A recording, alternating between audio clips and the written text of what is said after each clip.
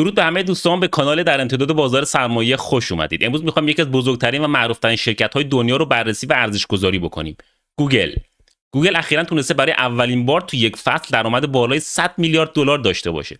سهامش هم تا 320 دلار پرواز کرد و همه سهامداراش از جمله خود من دارن جشن میگیرن. گوگل یکی از بزرگترین پوزیشن های پورتفولیوم و سالهاست که جزو هسته اصلی و پایدار سبد من محسوب میشه. وقتی خیلی‌ها میگفتن که گوگل توی رقابت هوش مصنوعی از بقیه جا مونده، من این حرفا رو بیشتر هیجان و شایعه میدونستم. چرا؟ چون تا وقتی که گوگل صاحب چیزی مثل یوتیوب، یعنی یکی از قوی ترین خندق‌های اقتصادی دنیا رو در اختیار داره. جدیدا هم که هوش مصنوعیش یعنی جیمینای خیلی سر و صدا کرده. بعد از ریزش شدید ماه آوریل 2025 نه تنها پوزیشنم رو دست نزدم، بلکه تا آخر تابستون خرید خودکار دوره‌ای و اتوپایلوت رو براش فعال کردم. یعنی یه مبلغ ثابتی رو طوری تنظیم می‌کنیم که بروگر هر ماه یا هر 2 هفته یک بار، فارغ از اینکه تو چه قیمتی داره معامله میشه، برامون اون سهم و دارایی مورد نظر رو بخره، که این نشون میده که من چقدر روی گوگل اطمینان داشتم. اخیراً هم که بعد از پرواز کردن قیمتش اتوپایلوت رو متوقف کردم. هر از گاهی بعضی دوستان میپرسیدن که بفروشم یا سودمو وردارم یا که چی، و جواب من همیشه یه چیز بود: اگه مجبور نیستی نفروش. گوگل از اون دست شرکت هایی که شاید شما 10 سال بعد حسرتش رو بخورید. جالبه که بدونی که پوزیشن گوگل الان نزدیک 5% پورتفولیوی من، اون هم بیشتر به خاطر رشد خودش، نه اینکه من خیلی خریده باشم. معمولا من نمیذارم سایز پوزیشن هام خیلی بزرگ بشن و تا حد ممکن ریسک رو پخش میکنم. اما گوگل یک استثناست.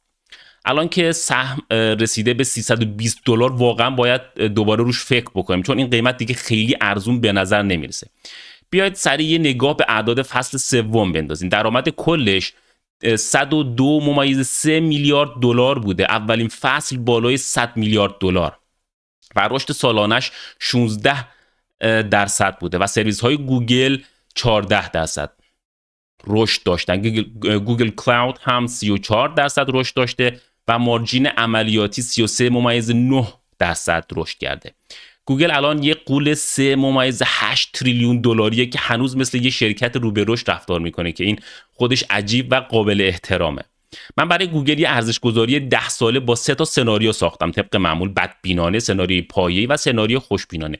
ولی این بار اومدم سناریوی پایه‌ای رو به 2 بخش تقسیم کردم: سناریوی پایه‌ای محافظه‌کارانه و واقع بینانه. توی سناریوی بدبینانه، توی بدترین حالتی که در نظر گرفتیم، ما رشد سالانه رو 6% در نظر گرفتیم و ایبیتا حدود 29% و WACC 10%. توی این حالت به ارزش منصفانه حدود 94 دلار به ازای هر سهم رسیدیم، یعنی اگه همه چی کند بشه و قیمت‌ها تحت فشار باشه. توی سناریوی پایه‌ای محافظه‌کارانه‌مون من رشد درآمد سالانه رو 9% و مارجین رو 32% و WACC رو 9% در نظر گرفتم. توی این حالت ارزش منصفانه حدود 185 دلار بود، که این سناریو برای کسایی که واقعا خیلی محتاط باشن. و توی سناریوی پایه‌ای واقع بینانه من رشد درآمد رو 9.5%، مارجین رو 32%، WACC رو 8.5% در نظر گرفتم. تو این حالت به ارزش منصفانه حدود 223 دلار به ازای هر سهم رسیدیم.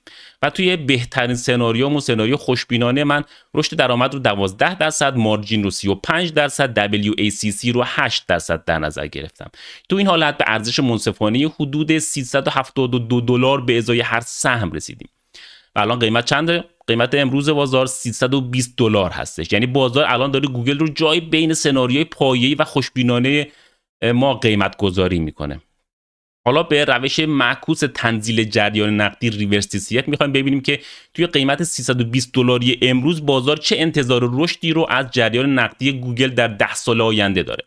تو این حالت بازار داره رشد سالیانه 15.5% فری کش فلو، جریان نقدی آزاد رو برای 10 سال آینده قیمت گذاری میکنه. این یعنی گوگل باید جریان نقدی آزاد نورمالایز شده رو تا 10 سال دیگه از حدود 95 میلیارد دلار برسونه به 400 میلیارد دلار، که این هدف کوچیکی نیست ولی خب غیر ممکن هم نیست.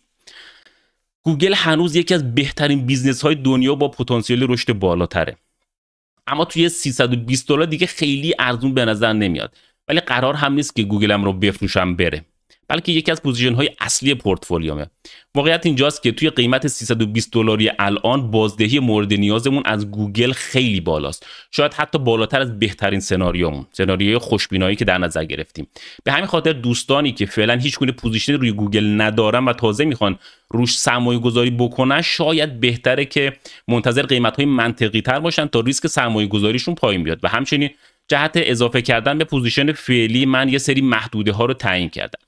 زیر $185 به نظرم موقعیت خرید خیلی قوی محسوب میشه و یه چیز بین $185 تا $230 شاید برای شروع به خرید و جمع آوری کم کم بد نباشه.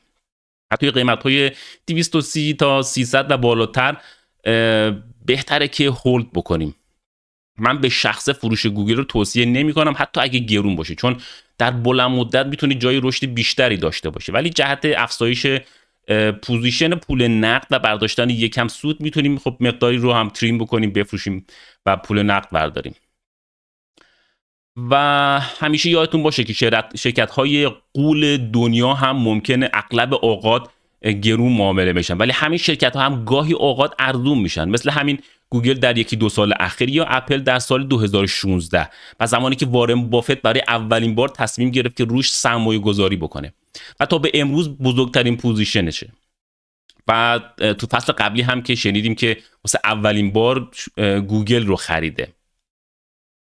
ما اینجاییم که گرون رو از ارزون تشخیص بدیم. ممنون که تا آخر با من همراه بودید. اگه این سب محتوا رو دوست دارید حتما کانال در امتداد بازار سرمایه رو دنبال بکنید و با دوستانتون هم به اشتراک بگذارید. لایک و کامنت رو هم فراموش نکنید. دکمه زنگوله یوتیوب رو هم بزنید تا قسمت‌های جدید رو از دست ندید. برای دیدن تحلیل‌های انگلیسی و ارزش‌گذاری‌های دقیق‌تر هم میتونید سابستک من رو هم دنبال بکنید که لینکش رو توی قسمت توضیحات میگذارم. تا قسمت بعدی، تا تحلیل بعدی، بدرود.